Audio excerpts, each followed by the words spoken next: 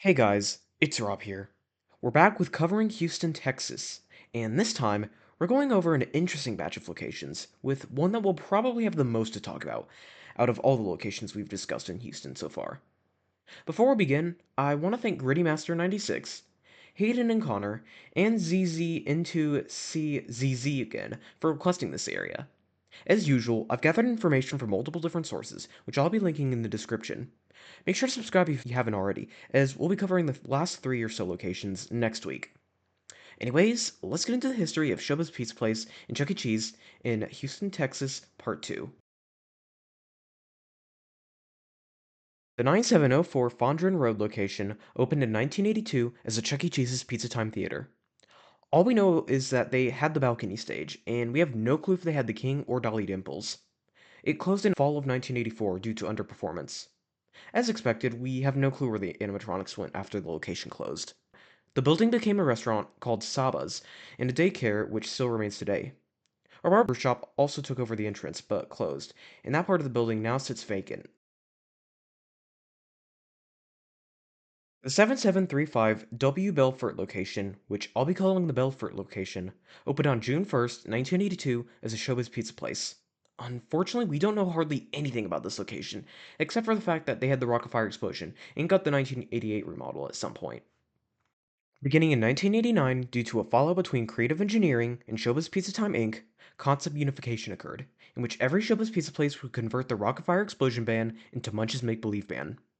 Belfort would be one of the vast majority of locations to undergo this change, receiving it in 1991.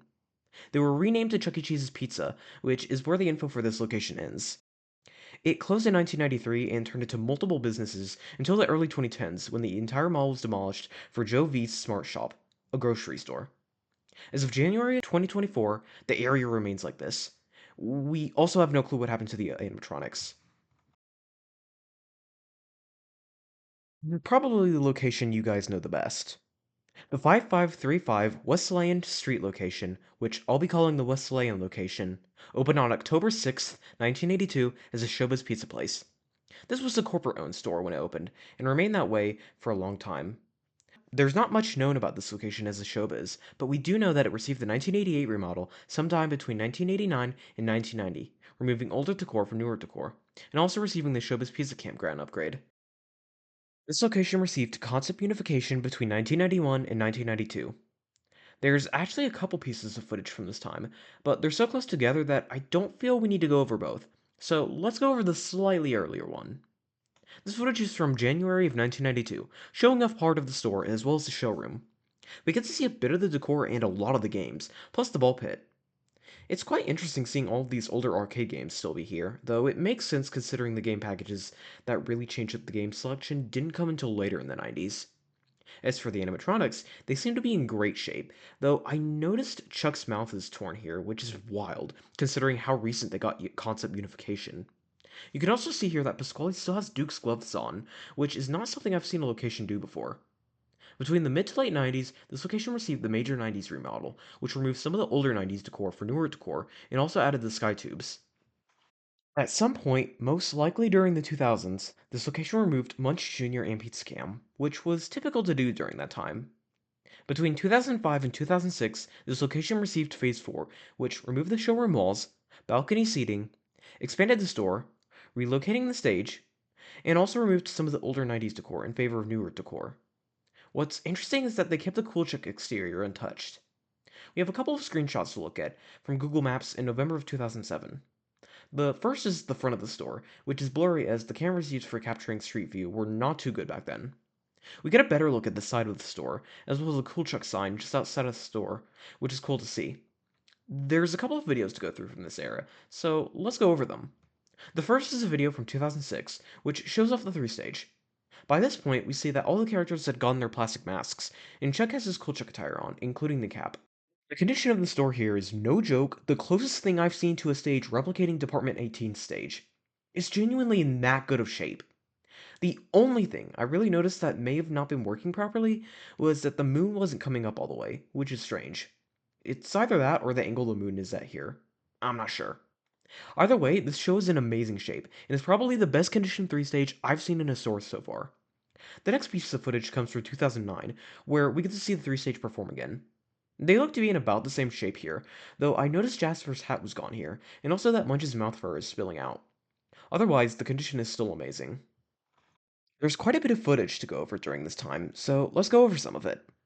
The first bit of footage is from 2015, and the only noticeable difference is that Chuck now has a Avenger Chuck attire on, though without the cap. The stage is still in amazing condition as usual, though I noticed that Chuck ear fur was spilling out, and also that the building doesn't come up whatsoever here. It could be because it's not programmed for this performance, but it seems odd to only program the moon here and not the building as well. The moon is also coming up all the way now, which is nice to see.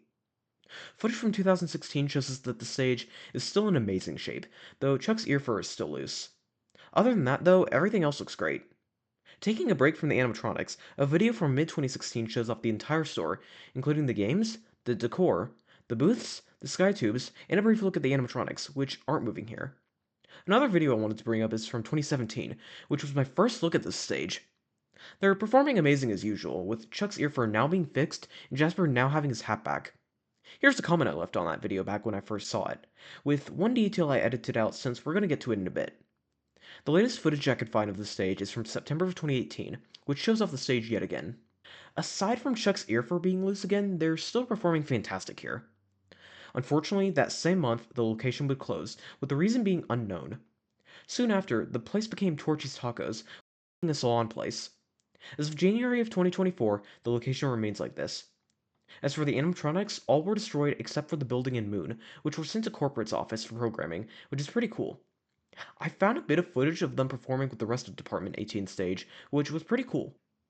Helen's mask was also sent to the Westmoreland location in Dallas, which is pretty cool as well. I'm not sure if it was used on the Helen at that store or not though. In any case, this stage went out with a bang, being in amazing shape from beginning to end it seems, which is truly commendable. In conclusion, this next batch of locations was less interesting overall, but Wesleyan was pretty cool to talk about. Although its stage didn't have any unique features such as still having Pizza Cam or still having Lunch Jr., it made up with the impeccable condition the stage was in. You guys are gonna have to let me know if there was a better condition stage in a store like this past the 90s, because I genuinely doubt there is an in-store stage that was in better condition past the 90s than Wesleyan's stage. Overall, Wesleyan carried this batch of Houston locations, with its stage being in amazing shape. Thank you guys for watching this video. Wesleyan was truly the highlight of this video for me, and I really do think their stage was amazing, and also think it's a shame it's gone now. My next video will be covering the last batch of locations, going over some newer locations, and also briefly covering some lost locations from this area. If you're interested in seeing that, make sure to subscribe and ring the notification bell so you're notified when that drops. Anyways, I'll see you guys in the next video.